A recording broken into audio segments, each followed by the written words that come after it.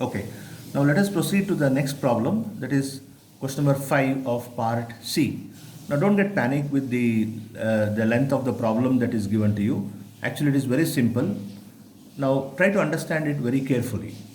Now what this says, it says that a small garment has 5 tailors stitching 5 different types of garments, right? And all tailors are capable of stitching all 5 types of garments.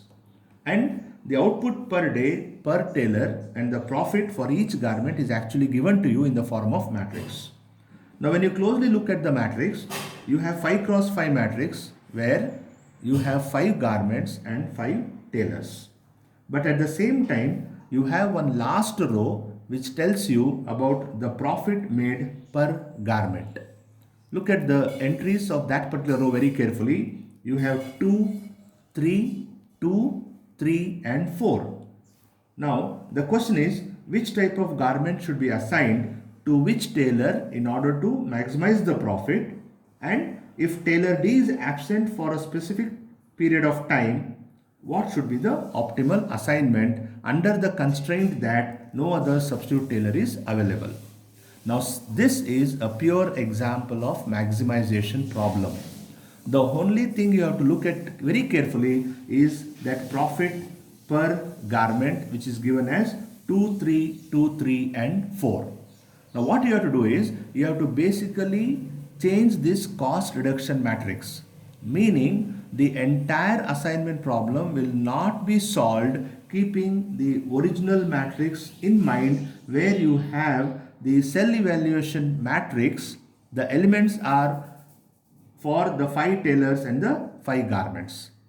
That means what you are going to do is, you are going to actually multiply this particular profit with all the individual elements of the original matrix. Now look at tailor A and garment 1.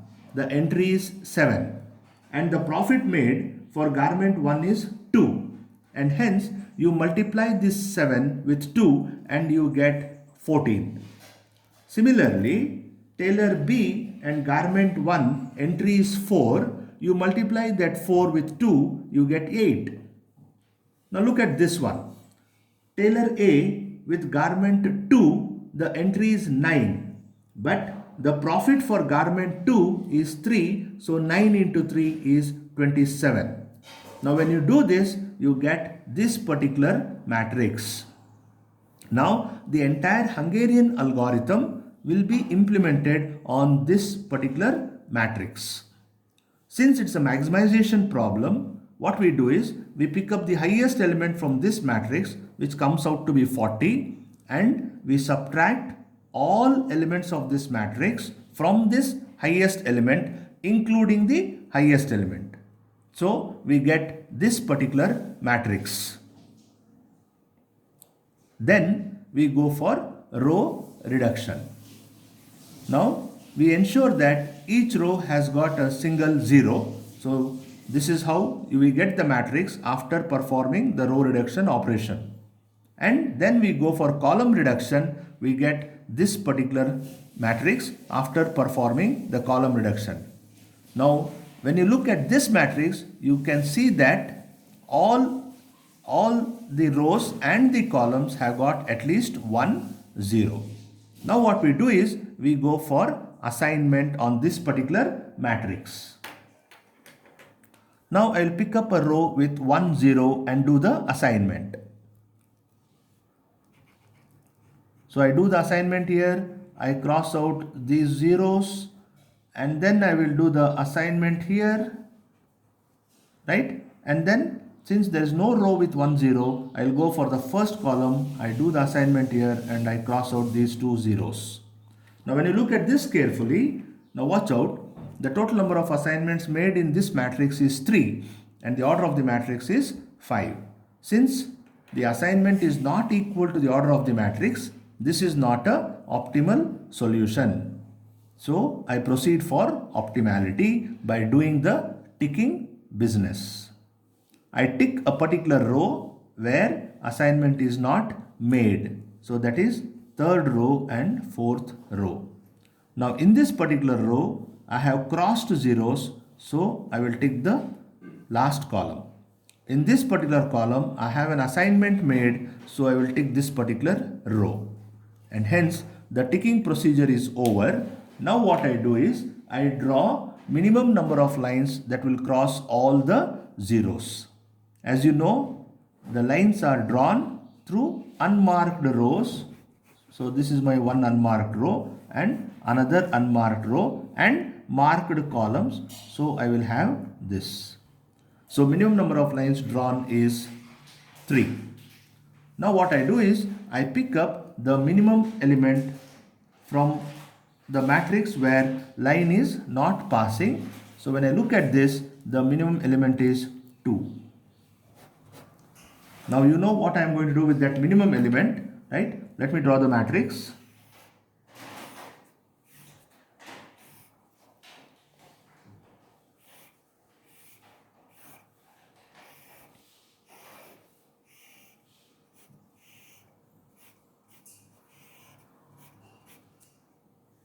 Now what I do is, I add this minimum element to all those elements which lies at the intersection of two lines. So 3 plus 2, I will make it 5.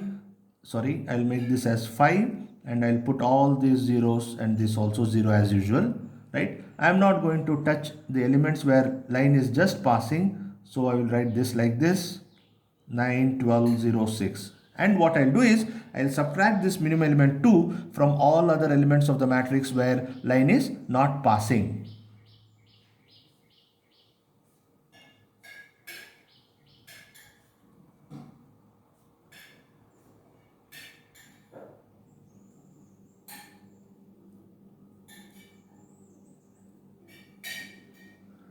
Okay, now what I do is, you see that the number of elements is the number of zeros in this matrix is slightly more than the number of zeros in the previous matrix.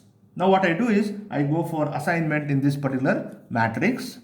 So I assign this particular box, I cross these zeros, then I assign this box, I cross this 0, I assign this box, that is fine, then I assign this particular box and I cross 0. Now in this case, the number of assignment made is 4, which is less than the order of the matrix. Hence, this solution is also not optimal. So, I proceed for optimality by doing the ticking business. Now, I'll tick this particular row and then I have a cross 0 here. Now, this row is ticked because there is no assignment. I tick this row, then there's a crossed 0. I tick this column. And then in this column I have an assignment, I'll take this particular row. And this row do not have any cross zeros, so my ticking procedure is over and now I draw minimum number of lines. So my unmarked row is this one, I have unmarked row is this one, I have unmarked row as this one, and this is my column, right? And then the minimum number of element where line is not passing is 3. Right? So I get minimum element as 3 in my next matrix. So I'll write, say, minimum element is equal to 3.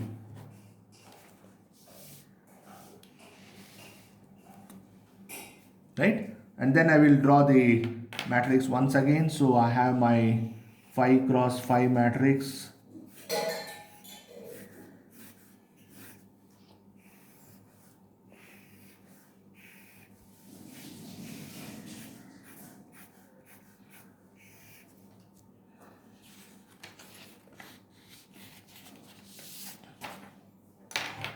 So what I do is, I have to see where the element is. So I'll add this minimum element as 3. So I'll add it here. So 8 followed by 4 zeros. So I'll have 8 followed by 4 zeros. And then the first row is not touched. So I have 0, 0, 3, 0. The third row is also not touched. So I have the elements of the third row, and the fifth row is also not touched. So I have the elements of fifth row,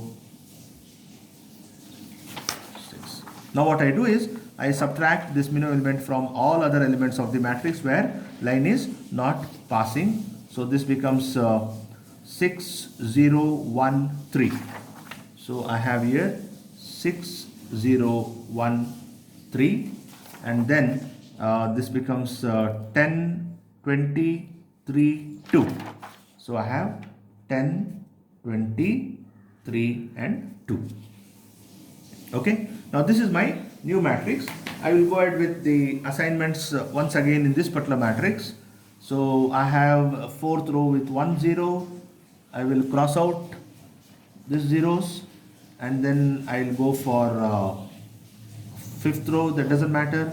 I'll go for second row, I'll go for this row, I'll cross out this, and then I'll go for this row. Now when I look at this matrix, the total number of assignments made is 5, which is equal to the order of the matrix.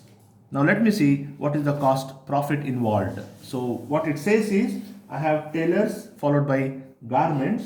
So I have tailor A, B, C, D and E, and the garments that is stitched is 1, 2, 4, 5 and 3. So this is my optimal assignment, and the optimal cost will be A is 1, B is 2, so that is 14, and then 27, C is 4, that is also 27, D is 5, that is 40, and E is 3, that is 20. Right? So let me add this.